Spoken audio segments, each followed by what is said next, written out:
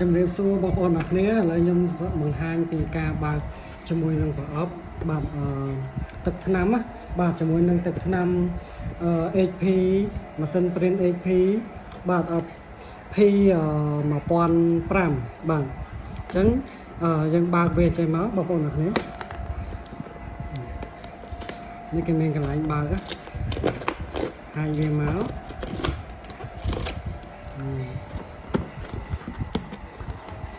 ជាមួយនឹងអបទឹកថ្នាំអត់មានអីទេគឺនេះមកគឺថងវាតែម្ដងហើយយើងហាយថងវាមកនេ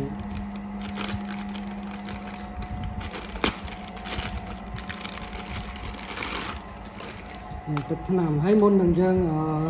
ដាក់យើងក្លុកវាសិនយើងក្លុកវាសិនអញ្ចឹងណាទឹកថ្នាំវាសប់ហើយយើងដោះកន្លែង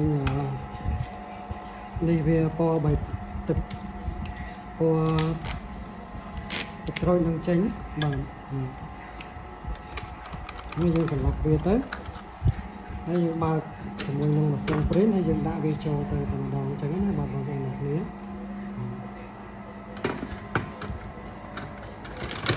េះគឺចូលបានស្រេចតែម្ដងអញ្ចឹងយើងអាចធ្វើការបើក print បានធម្មតាអញ្ចឹងណាហើយអានេះជាមួយនឹងទឹកថ្នាំចាស់របស់វាបើសិនជាវាអត់ខូចទេយើងអាចបញ្ចូលប្រើបានបន្តប៉ុន្តែបើសិនជាវាខូចទេយើងលេងបន្តប្រើបានយើងត្រូវដូរថ្មីតែម្ដងណានេះវាជាប្រអប់ទឹកថ្នាំហើយតម្លៃវាបាទ$10បាទ$10អញ្ចឹងពេលដែលខូចបងប្អូនអរគ្នាអាចដោះដូរខ្លួនឯងបានស្រួលតែម្ដងអញ្ចឹងណាហើយមុននឹងដាក់ហ្នឹងបងប្អូនអរគ្នាទាញដកខ្សែវាស្អីនឹងចេញអស់ហើយក្លុកវាឲ្យទឹកថ្នាំវារត់ពេញហើយចាំបងប្អូនអរគ្នាដាក់ចូលអញ្ចឹងណា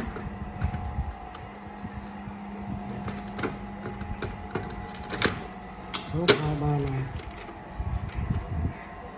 ញ្ចឹងអូខេអរគុណច្រើន